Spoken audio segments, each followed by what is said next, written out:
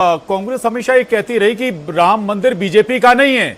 भाई जब राम मंदिर बीजेपी का नहीं है, वहां अगर गड़बड़ी हुई तो फिर जिम्मेदारी विपक्षी दल बीजेपी की कैसे हो गई, सरकार की कैसे हो गई?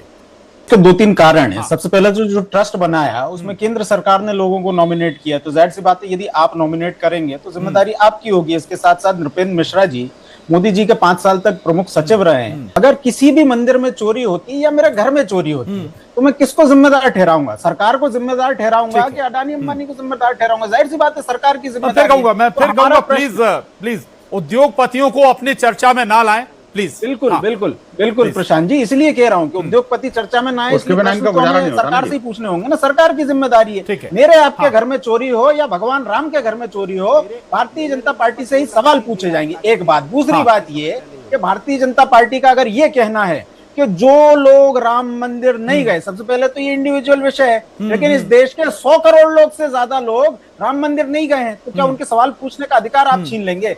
आपने इस देश में लोकतंत्र चोरी कर लिया, आपने इस देश में वोट चोरी कर ली, आपने इस देश में नौकरी चोरी कर ली, आज भगवान राम की चप्पल तक चोरी हो रही है, ऐसी रिपोर्ट्स आ रही हैं। भगवान राम के गले का सूर्या जी प्लीज। भगवान राम को चढ़ाया हुआ चढ़ावा चोरी हो गया, भगवान को राम को चढ़ाई हुई चांदी की शिलाएं चोरी हो गई। अगर इस सब पे सवाल नहीं पूछे जाएंगे सरकार से, तो किससे सवाल पूछे जाएंगे? बिल्कुल सवाल पूछे जाएंगे और पूछने भी चाहिए, बिल्कुल ठीक बात है। लेकिन मसला केवल इतना नहीं है, मसला केवल इतना नहीं है मिथुन जी की मैं राम मंदिर देखने दर्शन करने नहीं गया। सवाल यह भी है कि आपकी भावना क्या थी? सुप्रीम कोर्ट में जो कांग्रेस ने हलफनामा दायर किया था उसकी भी चर्चा होगी, और राम सेतु को काल्पनिक बताया था, फिर चर्चा उसकी भी आएगी। जब कोर्ट का निर्णय आया, सुप्रीम कोर्ट ने मंदिर बनाने का फैसला मंदिर बनाने के पक्ष में दिया राम जन्मभूमि पर, तब कांग्रेस ने विरोध किया, तब सवाल उठाए कांग्रेस कोर्ट के निर्णय पर, बात उसकी भी आएगी। फिर सबसे पहली बात ये भी आनी चाहिए कि 2022 में अगर सुप्रीम कोर्ट में जितेंद्र सिंह जी केंद्र सरकार की ओर से कहते हैं कि राम सेतु के कोई प्रमाण नहीं है, तो बात उसकी भी आनी चाहिए। अगर सुंदर सिंह भंडारी एक ऑर्डिनेंस लाने पर राम मंदिर का विरोध करते हैं तो बात उसकी भी आनी चाहिए। साथ ही साथ भारतीय जनता पार्टी के नेताओं ने अगर भगवान राम को काल्पनिक बताया तो उसकी भी बात की फिर चर्चा। विनोद बंसल जी इस पर प्लीज, आप कुछ कहना चाह रहे थे विनोद बंसल जी? नहीं देखिए प्रशांत जी, मैं कह रहा हूँ कि ये जो बात कर रहे हैं कि राम मंदिर के अपने राम सेतु के बारे में सरकार ने कुछ बोला है, ये मुझे लगता है गलत बयानबाजी कर रहे हैं। और दूसरी बात जितेंद्र सिंह केंद्रीय मंत्री थे, जितेंद्र सिंह उन्होंने सदन में एक डिटेल जरूर दी थी जब इस पर जांच के बाद काल्पनिक बताया है।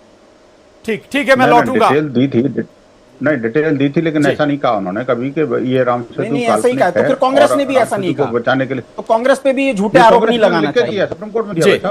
अरे आपने लिख के दिया, आपकी सरकार ने लिख के दिया। विनोद बंसल जी, आपके ऊपर तो निर्मोही अखाड़ा ने आरोप लगाया, आपने निर्मोही अखाड़ा पे आरोप लगाया है चंदे को लेकर के, फिर आपस में आप लोगों के बीच सहमति नहीं है, कांग्रेस पर आरोप लगाने से पहले अपनी भी गिरफ्तारी में झांकी है। ठीक। अरे भाई क्या आरोपों की बात करो यार? 2G, 3G, 4G, 5G, 6G, 8G, 9G, 10G, जाने कितने जी घोटाले हुए। जितेंद्र सिंह ने कहा था कि करीब 18,000 साल पुराना ये मामला है।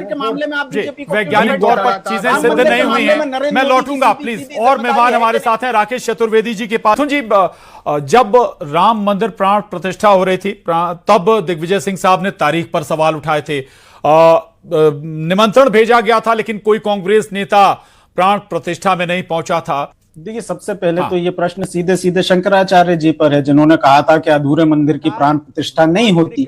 उसके बाद भी जिन लोगों को लगा कि जिन लोगों को जाना चाहिए, कांग्रेस के कई नेता गए, मैं नाम बता सकता हूं, लेकिन प्रश्न ये नहीं है। लोकतंत्र में प्रशांत जी, कोई डॉक्टर आपका गलत इलाज कर दे तो क्या कहा जाएगा कि डॉक्टर पे सवाल मत उठाइए क्योंकि आपने डॉक्टर ही नहीं पढ़ी। कोई पुलिस वाला हमें मार दे तो क्या कहेंगे कि पुलिस वाले पे सवाल नहीं उठने चाहिए कि पुलिस वाला आप खुद पुलिस वाले नहीं है। लोकतंत्र में सवाल उठाना मूल विचार है, अगर आप सवाल नहीं उठाते तो लोकतंत्र खत्म हो जाता है। इसके साथ साथ में ये निवेदन कर दूं, ये जो भाजपा के लोग हमें लेकर के भ्रम और झूठ फैलाते हैं, उनको मैं जानकारी एक बार पुख्ता रूप से दे दूं। दिसंबर 2022 कार्तिकेय शर्मा जी के प्रश्न के उत्तर में राज्यसभा में जितेंद्र सिंह जी ने कहा है कि राम सेतु के कोई निर्णायक प्रमाण नहीं है। तो आपकी सरकार बोल दे तो ठीक, हमारी सरकार की ओर से कोई ऐसा बयान आ जाए तो उसको आप लेकर के गफलत फैलाते हैं। आपको ये भ्रम और झूठ की स्थिति स्पष्ट करनी चाहिए। आप ही के नेता, एनडीए के एलआई अगर जीतन राम मांझी भगवान राम को आज भी काल्पनिक बताते हैं और आप उनकी जय जयकार करते हैं, तो आपको फिर प्रश्न उठाने का कोई अधिकार नहीं होना चाहिए। लेकिन हम तो लोकतंत्र के संरक्षक हैं,